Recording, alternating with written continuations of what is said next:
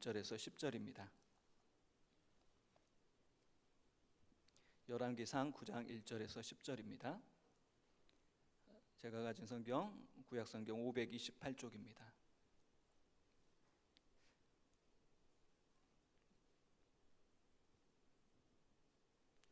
교독하겠습니다.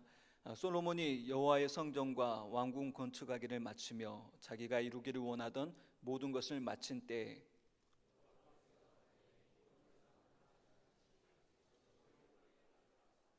여호와께서 그에게 이르시되 내 기도와 내가 내 앞에서 간구한 바를 내가 들었은즉 나는 내가 건축한 이 성전을 거룩하게 구별하여 내 이름을 영원히 그곳에 두며 내 눈길과 내 마음이 항상 거기에 있으리니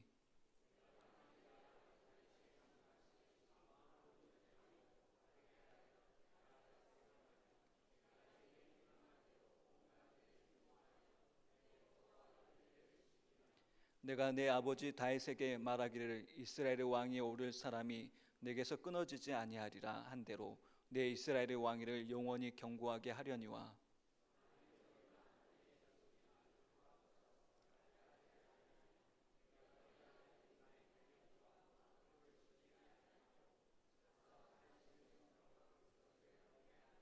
내가 이스라엘을 내가 그들에게 준 땅에서 끊어버릴 것이요 내 이름을 위하여 내가 거룩하게 구별한 이 성전이라도 내 앞에서 던져버리리니 이스라엘은 모든 민족 가운데에서 속담거리와 이야기거리가 될 것이며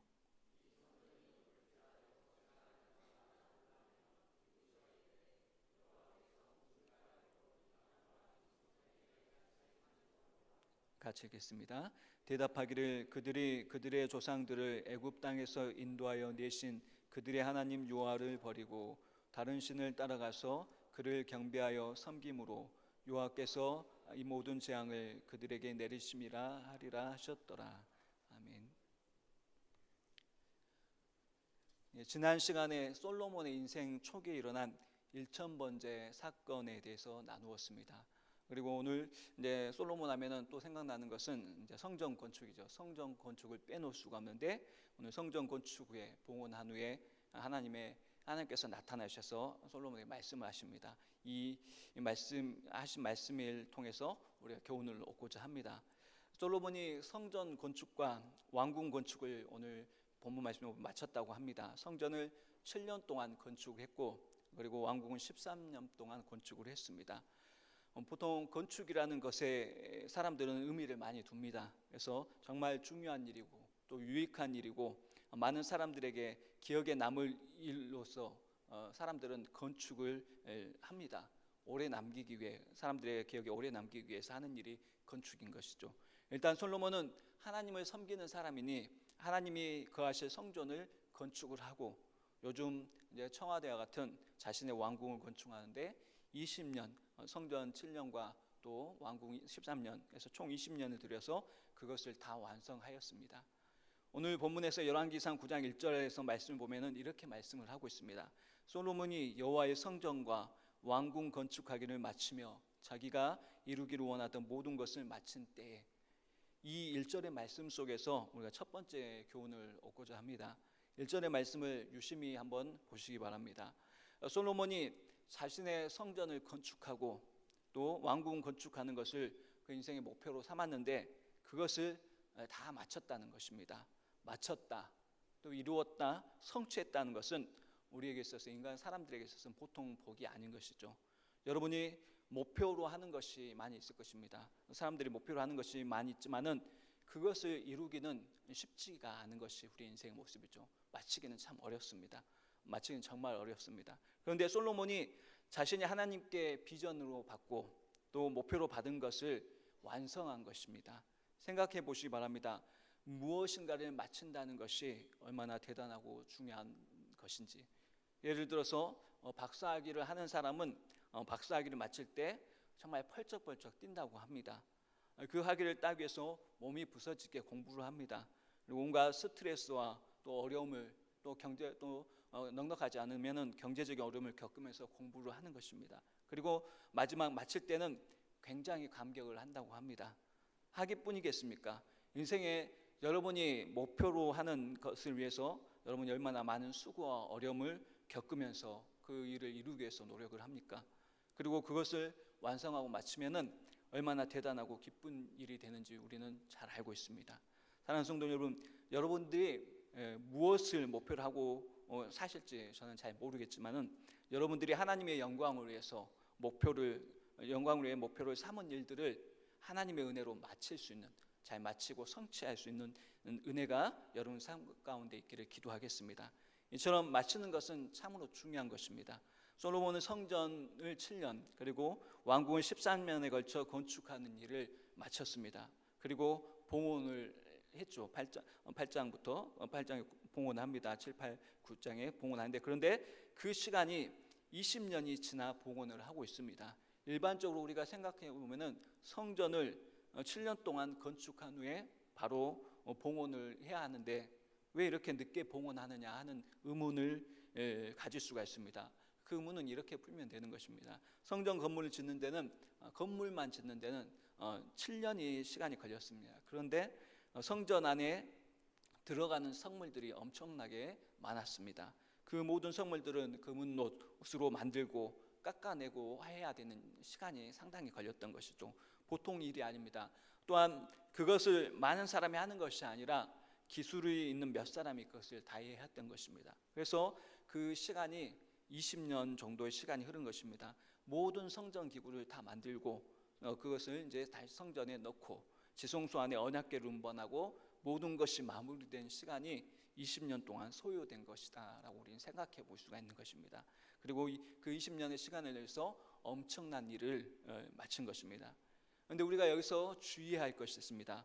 목표로 우리가 세운 것을 마쳤을 때, 소위 성공했을 때, 잘 되었다고 했을 때 우리는 늘 주의해야 된다는 것을 오늘 말씀을 통해서 우리는 교훈으로 삼아야 되는 것입니다.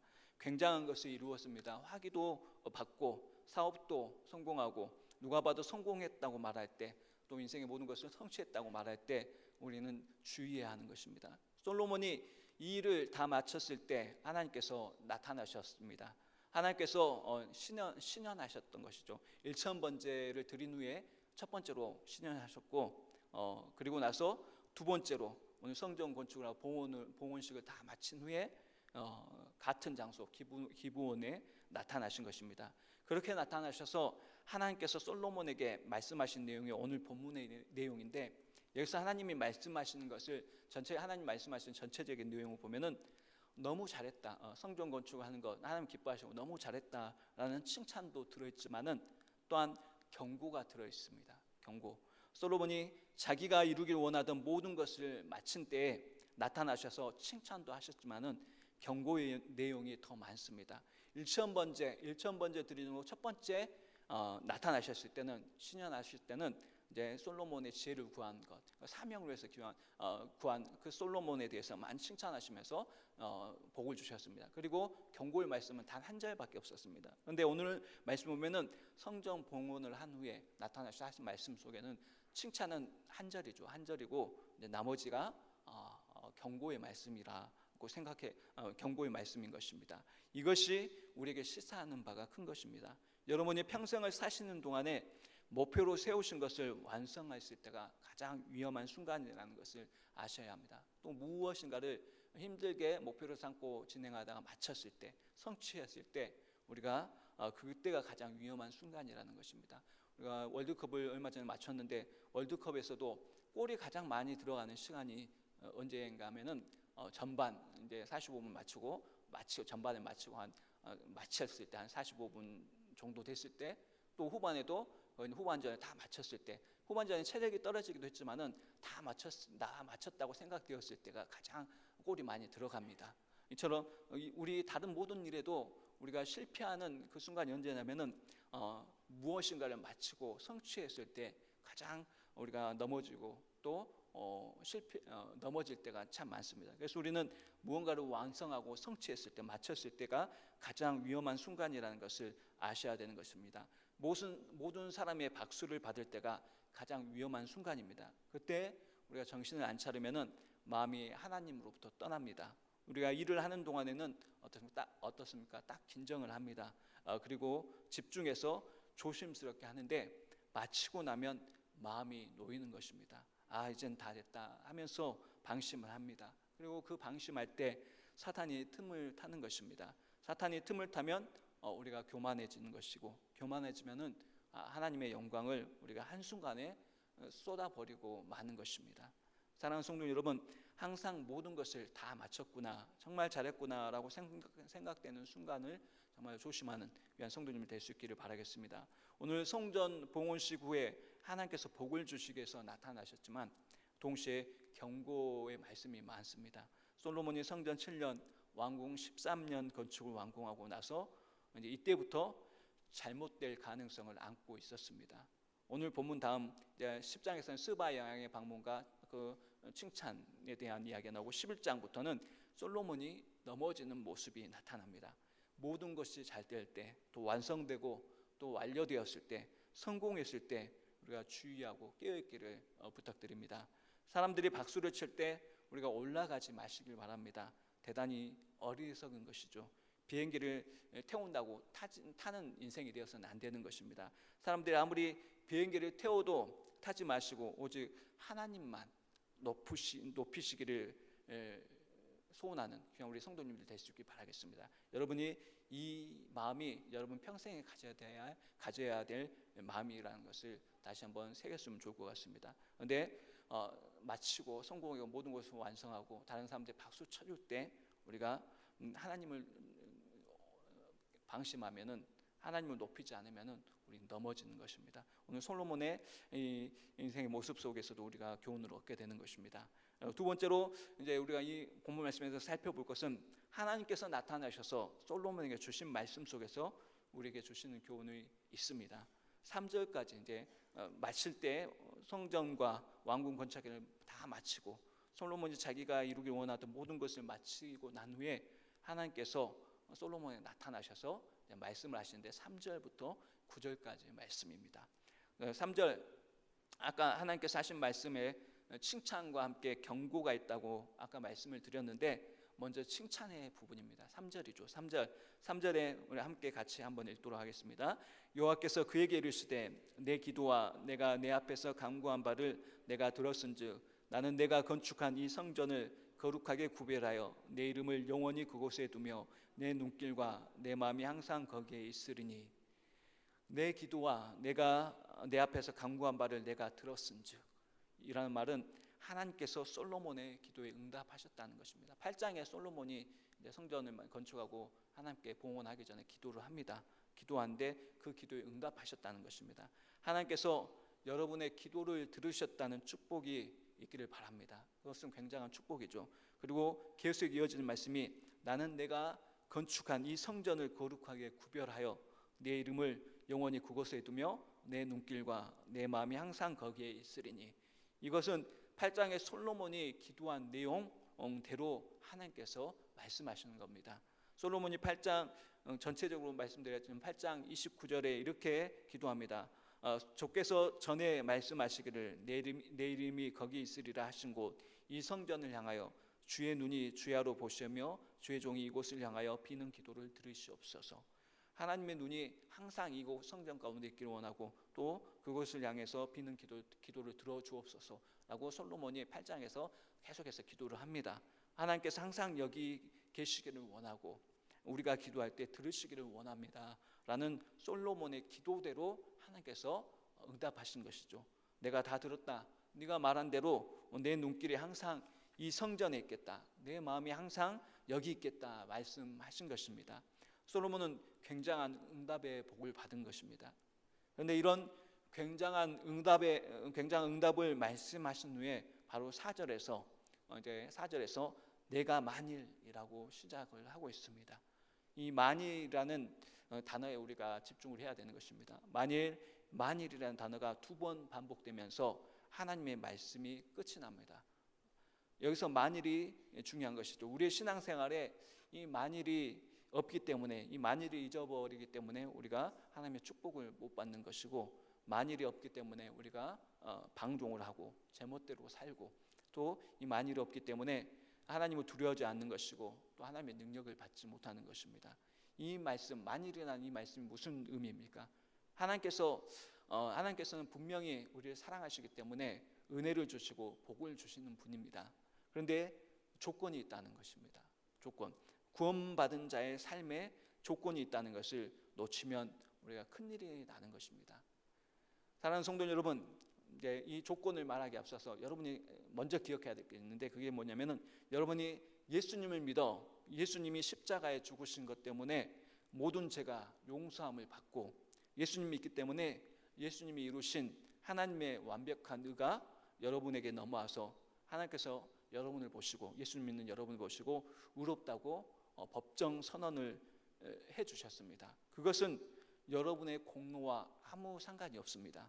아무런 조건이 없습니다. 이것은 무조건입니다. 그냥 믿음으로 손만 내밀면 하나님이 다 주시는 것입니다. 예수님 믿기만 하면 아무 조건 없이 제 용서와 하나님의 완벽한 의를 우리에게 주시는 것입니다.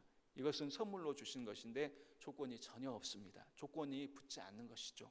즉 우리가 구원받는 데는 조건이 붙지 않습니다. 그저 예수님이 다 하시는 것입니다.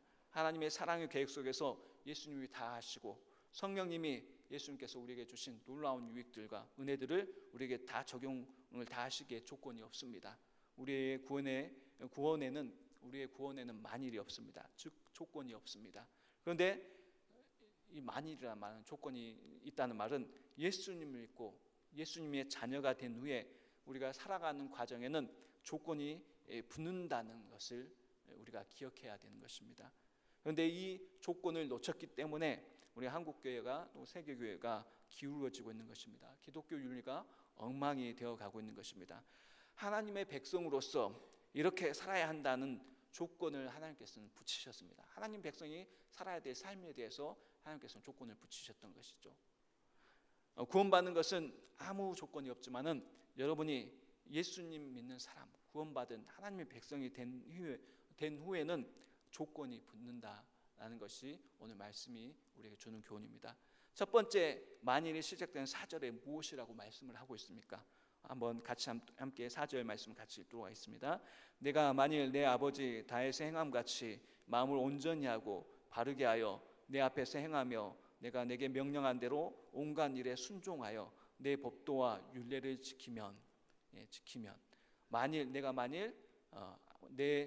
다윗의 행함같이, 내 아버지 다윗의 행함같이 마음을 온전히 하고 바르게 해서 하나님 명령대로 순종하고 법도와 율례를 지키면, 만일 뭐뭐하면 그 다음에 5절의 일을 이루어 주시겠다는 겁니다.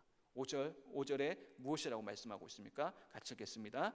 내가 내 아버지 다윗에게 말하기를 이스라엘 왕위에 오를 사람이 내게서 끊어지지 아니하리라 한 대로 내 이스라엘의 왕위를 영원히 견고하게 하려니와. 첫 번째 만일이 나오죠. 만일 뭐뭐하면 뭐뭐하겠다. 하나님이 다윗에게 하신 약속, 또 솔로몬에게도 하신 약속인데, 내가 마음을 하나님께 온전히 기울여서 하나님이 원하시는 대로 순종하면은 내가 약속한 대로 너희 왕위를 영원히 견고하게 하겠다 하는 것입니다. 조건을 충족하면은, 조건을 하나님이 원하시는 그 조건을 충족하면은 축복하시고 상을 주시겠다는 것입니다. 예수님을 일단 믿는 이상, 하나님의 자녀가 된 이상 우리에게도 이 조건이 붙는 것입니다. 하나님 자녀가 되기까지는 조건이 없지만은 하나님의 자녀가 딱 되고 나서는 조건이 붙게 되는 것입니다. 하나님이 원하시는 삶이 있기 때문에, 하나님 백성이 원하시는 삶이 있기 때문에 그렇습니다. 그래서 우리는 무엇을 하든지 하나님께 마음을 기울여야 합니다.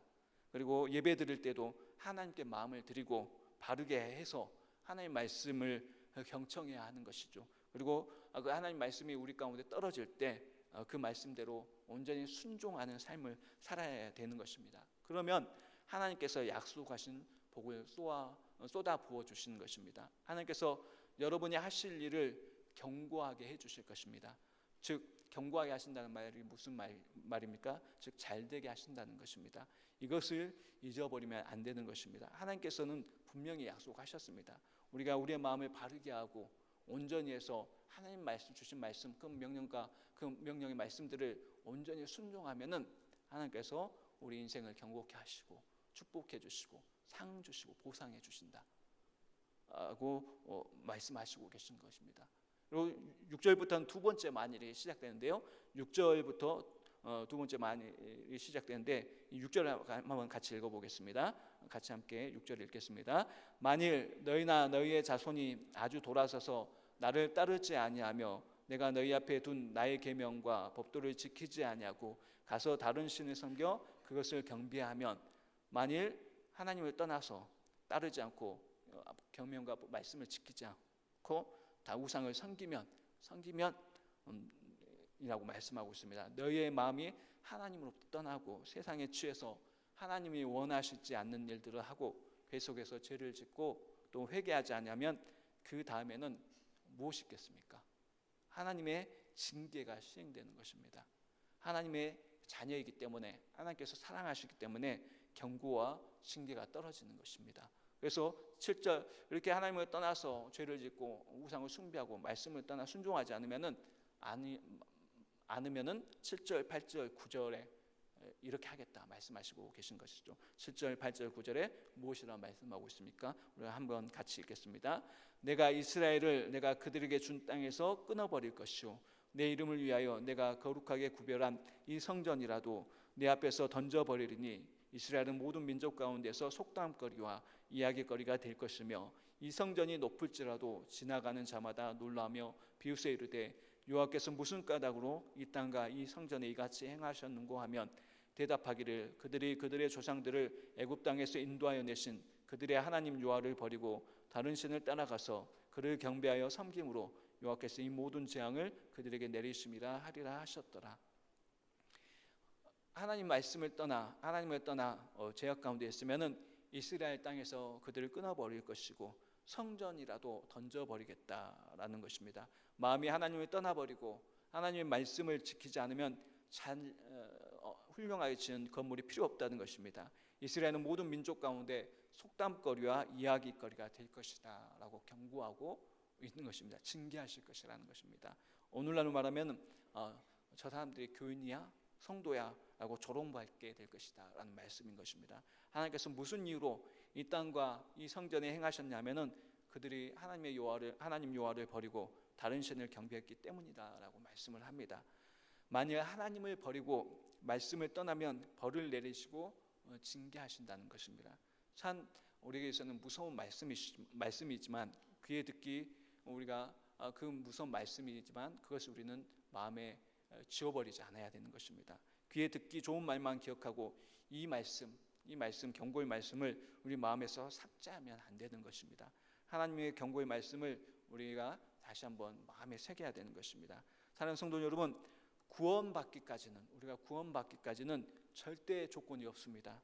하나님의 무조건적인 사랑으로 하나님의 그 은혜로 여러분을 하나님의 자녀로 삼으셨습니다. 그러나 일단 구원받고 나면은 조건이 붙습니다. 만약 하나님께 마음을 온전히 기울여서 순종하면 이렇게 축복하시고 상을 주시고, 첫 번째 만일에서는 이렇게 순종하고 마음을 기울여서 온전히 순종하면 이렇게 축복하시고 상을 주시고, 또 두 번째 만일에서는 만일 마음이 하나님으로부터 떠나서 다른 신을 섬기며 거역하면은 하나님께서 벌을 내리시고 징계의 손을 대신다는 것입니다. 지옥 가는 저주가 아니라 이제 사랑의 채찍을 대신다라는 말씀인 것이죠.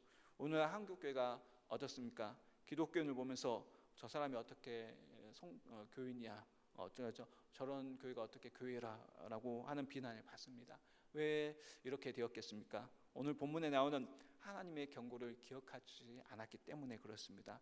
만일이라는 말씀을 우리 삶 가운데 없애버렸기 때문입니다. 예수 믿으면 복 받는다고만 했지 만일이라는 조건 속에서 하나님이 우리에게 복 주신다는 것을 우리가 잘 말하지 않았기 때문에 그렇습니다.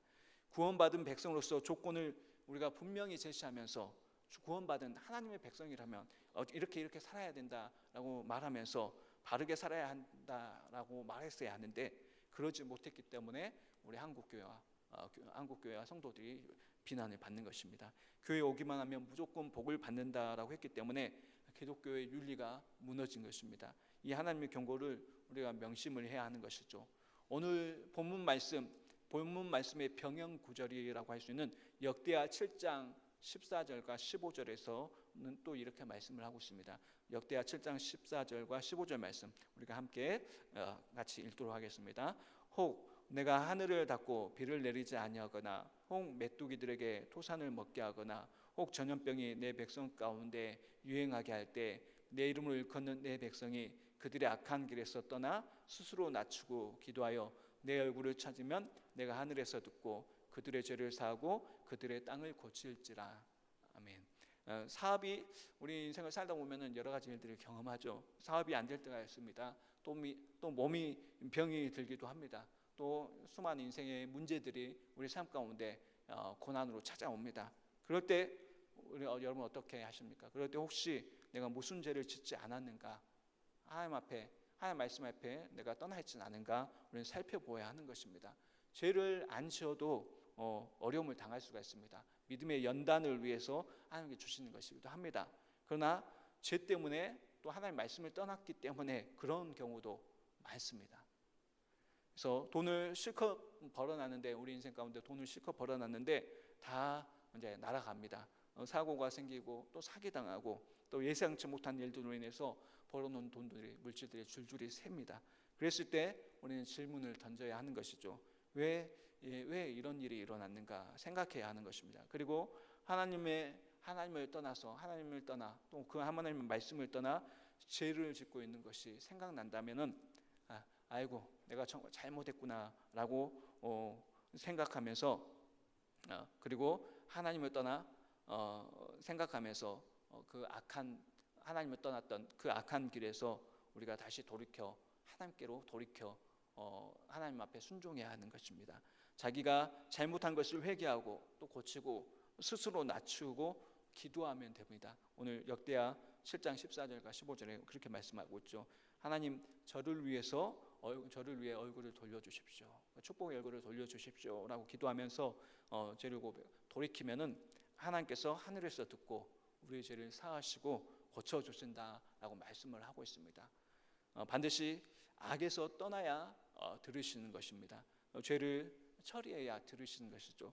우리가 그런 죄악의 문제들을 또 그대로 놔두면은 안 들으시는 것입니다. 여러분의 기도가 하나님께 못 가는 것이죠. 제가 여러분과 하나님 사이를 막아놓고 있기 때문에 그렇습니다. 그러나 처리하면은 하나님께서 들으시는 것입니다. 죄를 용서해 주시고 그 다음에는 인생을 고쳐 주시는 것입니다. 이 순서를 우리가 놓쳐서는 안 되는 것입니다. 먼저 죄를 고백하고 돌이키시면은 그리고 겸손하게 하나님께 기도하고 하나님의 얼굴을 찾으면은 하나님께서 들으시고 먼저 죄를 용서해 주시고 땅을 고쳐 주신다라고 말씀하고 있습니다. 이 땅을 고친다는 말에는 인생을 고친다는 의미가 있는 것입니다. 여러분의 삶을 고쳐 주시는 것입니다. 여러분의 삶이 어떤 상황에 있는지 제가 잘 모르지만은 여러분의 인생의 치료와 또 문제 해결의 은혜가 필요하다면은 이 말씀대로 우리가 악에서 떠나시고 겸손하게 기도하시고 하나님의 얼굴을 구할 수 있는 은혜가 있기를 바랍니다. 그러면은 하나님께서 이제 축복하시고 우리의 하나님이 들으시고 우리의 죄를 용서하시고 우리의 인생을 치료해 주시는 것입니다. 그런 은혜가 여러분 가운데 있기를 바라겠습니다. 이것이 우리에게 정말로 중요한 것이죠.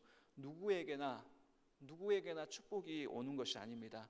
정리할 것을 정리해야 하는 것이 되는 것이지 그대로 죄를 놓아두고 또 하나님이 원하시지 않는 것들을 말씀을 떠난 삶을 그대로 놓아둔 채 있다면은 그대로 막혀둔 채 있다면은 어떻게 하나님께서 우리에게 축복을 주실 수가 있겠습니까? 여러분 인간관계에 있어서 막힌 것이 있다면 풀어야 하는 것입니다. 이번 정교인 수련회가 또 이제 사회 그중에서 관계에 대한 이야기를 많이 할 텐데 수련회를 통해서 여러분 인간관계에 여러 가지 막혀 있는 것이 있다면은 푸는 은혜가 있기를 바라겠습니다. 또 물질 관계에 있어서도 처리할 것은 처리해야 되는 것이죠.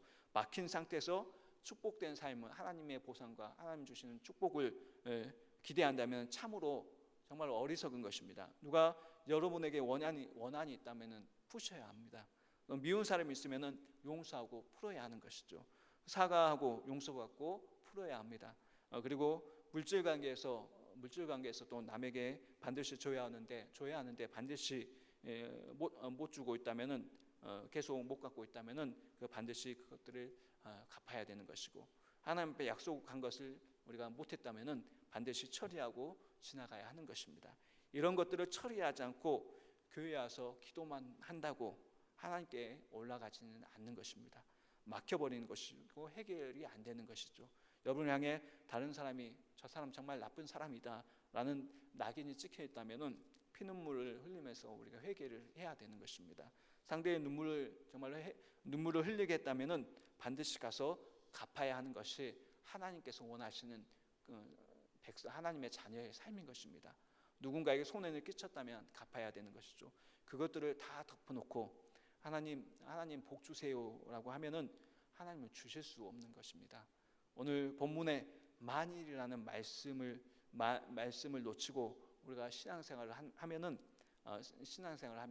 기도만 한다고 해결되는 것은 하나님의 의도가 아니라는 것을 우리가 오늘 말씀을 통해서 교훈으로 삼아야 되는 것입니다. 하나님께서는 절대 그렇게 하시지 않습니다. 처리할 것은 처리해야 하는 것입니다. 그리고 하나님 말씀을 떠나 있다면 하나님 말씀 가운데 돌아와야 하는 것이고, 죄를 짓고 있다면 죄를 회개하고 하나님 앞에 나가 돌이킬 때 하나님께서는 우리에게 약속하신 놀라운 축복들을 허락하시고 우리 인생을 경고케 하시는 것이 하나님이십니다. 내 인생이 막혔구나라는 생각이 드신다면은 하나님 앞에 엎드려 기도할 수 있기를 바랍니다. 하나님, 왜 이렇게 막혔습니까? 질문하시며 기도하시기 바랍니다. 제가 지금까지 살아오면서 나쁜 사람의 말을 들었다면은 하나하나 전부 청산을 하겠습니다 라고 기도하는 여러분이 될 수 있기를 바라겠습니다. 그래야 하나님이 감섭하시고 하나님이 이제 해결해 주시고 채워 주시는 것입니다. 그래서 하나님께서 복을 주시고 또 번창하게 하시는 것입니다. 하나님께서 이렇게 하시기 때문에 우리는 늘 하나님이 원하시는 삶, 만일 뭐하면 이라는 그 말씀을 드리면서 하나님께서 우리 인생 가운데 상을 주시고 상과 벌을 동시에 준비하고 계시다는 사실을 기억하면서 우리가 하나님 원하시는 삶을 살아가는 귀한 성도님이 될 수 있기를 바라겠습니다. 사랑하는 성도 여러분, 조건부라는 것을 기억하시길 바라겠습니다. 여러분의 구원에는 조건이 없습니다. 무조건적인 하나님의 사랑입니다. 그러나 하나님 백성에게는 하나님께서 조건을 다십니다. 만일이 있다는 것을 기억하십시오. 이 부분에 우리가 정신을 차리면은 한국교회가 다시 한번 회복되는 것이고 살아나게 되는 것입니다. 교회를 향해 욕하는 불신자들이 이유 없이 욕하지 않습니다. 우리가 그 하나님이 원하신 백성의 삶을 살지 않기 때문에 욕하는 것이죠. 근데 저 사람 같으면 괜찮다라는 말을 듣는 그리스도인들이 있다면은 희망이 있는 것이죠. 지금 이런 부분들이 막혀 있어서 우리가 전도를 해도 막혀 있는 것이 안 되는 것입니다. 하나님 앞에서 인간관계를 깨끗이 처리하시고 또 물질 관계를 깨끗이 처리하셔서 하나님을 향한 기도의 통로가 뚫리길 바랍니다. 그리고 하나님께서 베푸시는 복의 통로가 온전히 회복되는 귀한 은혜가 있기를 기도하겠습니다. 그런데 우리가 이 조건, 구원받는 삶에 하나님께서는 조건을 붙이셨는데 주의해야 될 부분이 한 가지 있습니다. 그게 뭐냐면은 상벌이 이제 조건을 붙이셔서 하나님의 조건대로 그 말씀대로 순종하면 상을 주시고, 말씀을 떠나고 하나님을 죄악 가운데 있으면 벌을 주시는데 상벌이 있는데, 상과 벌이 있는데 상벌이 있다고 하면서 이제 공로를 주장하는 사람이 있습니다. 그건 조심해야 해요. 공로주의를 조심해야 됩니다. 이것은 잘못된 것입니다. 상을 받는 것을 자신의 공로로 주장하면서 내가 잘해서 내가 이렇게 해서 내가 이렇게 했는데 라고 주장하면은 그것은 잘못된 것이죠. 잘못된 것입니다. 생명을 주시고 지혜와 호흡과 나의 삶 전체가 하나님의 은혜라는 것을 기억해야 될 줄 믿습니다. 예수님의 보혈 아니면 우리는 존재할 수 없는데 모든 게 하나님의 은혜인데 거기에 무슨 공로가 있겠습니까? 무엇을 잘했다 한들 내 공로라고 말할 수가 없는 것이죠. 그래서 하나님이 하셨다고 해야 하는데 상벌이 있다고 하면서 자기 공로를 주장하는 사람들이 문제인 것입니다. 어떤 경우에도 우리가 여러분들이 공로를 주장하지 마시길 바랍니다. 나의 공로로 이렇게 됐다 말하지 말고 하나님의 은혜로 되었습니다. 순종했을 뿐인데 하나님이 이렇게 상을 주시고 보상해 주시고 축복해 주셨네요 라고 말씀하시는 성도님들이 될 수 있기를 바라겠습니다. 그런데 이런 공로를 주장하는 사람들이 이제 상벌을 말하면서 철저하게 살면서 나 외에 다른 사람들은 전부 엉터리라고 생각을 합니다. 그래서 공로를 주장하며 교만에 빠지고 또 그런 사람들이 주로 율법주의자들이 그렇게 사는 것이죠. 말씀대로 산다고 하면서 그렇게 살지 못하는 사람들에게서 정죄하고 하는 것입니다. 그런데 이 부분은 우리가 주의해야 되는 것이죠. 하나님께서는 상벌을 분명히 상도 있고 우리 예수 그리스도 믿는 자에게 삶에 있어서는 하나님께서는 상도 주시고 또 징계도 주시는 것입니다. 그러나 공로에 근거한 것이 아니라 여러분의 공로 가지고 전부 하나님의 은혜인 것입니다. 상벌은 있으나 갚아주시기도 하고 징계도 하시는데 공로가 아니라 은혜라, 이것이 성경이 말하는 것입니다. 잘되기도 하시고 징계도 하시는데 하나님 은혜로 주신다라는 것을 주의해서 좀 우리가 마음에 새겼으면 좋겠습니다. 그래서 말씀을 마치고자 하는데 세 구절의 말씀 한번 찾아보고 말씀 마치도록 하겠습니다. 신명기 상벌에 대해 우리가 이렇게 하면은 하나님께서 상을 주시고 보상해 주시고, 이렇게 하면은 하나님께서 벌을 주신다 라는 여러 가지 말씀들이 성경 말씀이 있는데, 신명기 28장 1절, 우리가 축복과 저주에 대한 말씀이죠. 신명기 28장 1절에 이렇게 말씀합니다. 내가 내 하나님 여호와의 말씀을 삼가 듣고 내가 오늘 내게 명령하는 그의 모든 명령을 직행하면 내 하나님 여호와께서 너를 세계 모든 민족에게 띄어내게 하실 것이라. 오늘 내가 명령하는 그 모든 명령을 지켜 행하면, 만일 그렇게 말씀하고 있고요. 그래서 그렇게 지키면은 하나님께서 놀라운 축복들을 주신다 말씀하시고 계시죠. 그리고 반대로 신명기 28장 15절과 16절에서는 내가 만일 내 하나님 여호와의 말씀을 순종하지 아니하여 내가 오늘 내게 명령하는 그의 모든 명령과 규례를 지켜 행하지 아니하면 이 모든 저주가 내게 임하며 내게 이를 것이니 라고 말씀합니다. 만일 하나님을 떠나 그분의 말씀에 순종하지 않으면 저주가 있다는 것입니다. 여기서 저주는 지옥 가는 징계가 아니라 믿는 자에게 믿는 자이기 때문에 사랑하시기 때문에 주는 사랑의 채찍을 말하는 것이죠. 또 마태복음 6장 4절에서는 내 구제함을 은밀하게 하라. 은밀한 중에 보시는 너희 아버지께서 갚으시자. 사람들은 못 보지만 하나님은 반드시 보신다 말씀하시고, 보시고 그에 합당한 상벌로 갚아주신다는 말씀이죠. 역대상 16장 9절에 우리가 잘 아는 말씀, 여호와의 눈은 온 땅을 두루 감찰하사 전심으로 자기에 향하는 자들을 위하여 능력을 베푸시나니 라고 말씀합니다. 지금도 하나님께서는 보고 계십니다. 여러분의 마음을 보고 계시고, 우리가 기도하는 장면도 보고 계시고, 예배하며 말씀 듣는 장면도 보십니다. 그리고 억울해하지 마시고 또 답답해하지 마시기 바라겠습니다. 때가 되면은 반드시 하나님께서는 공의롭게 처리해 주십니다. 하나님께서 상 줄 사람을 상 주시고 벌 줄 사람을 벌을 주시며 반드시 갚아주시고, 사람들이 처리하는 것보다 더 훨씬 더 잘 갚아주시는 분이 하나님이십니다. 그래서 우리가 사랑하는 성도님 여러분, 성경을 보면은 반드시 하나님의 보상도 있고 반드시 징계도 있다라는 것을 다시 한번 기억할 수 있었으면 좋겠습니다. 그러나 나의 공로가 아니고 하나님의 은혜인 것입니다. 그래서 마음을 하나님께 온전히 향하고 하나님 말씀대로 살기 위해 애를 쓰시고 하나님 주시는 복을 받으시고 여러분의 지경이 점점점 넓어지기를 기도하겠습니다. 특별히 수련을 앞두고 있죠. 이 만일 뭐하면이라는 것을 적용하면은 여러분이 정교회 수련회 마음을 들여서 참여해서 하나님을 바라보고 소원하면은 하나님께서 놀라운 영적인 유익들로 허락해 주실 줄로 믿습니다. 아멘. 기억하시고 믿음 안에 승리하는 귀한 여러분 될 수 있기를 바라겠습니다. 기도하시겠습니다. 사랑의 하나님, 감사합니다.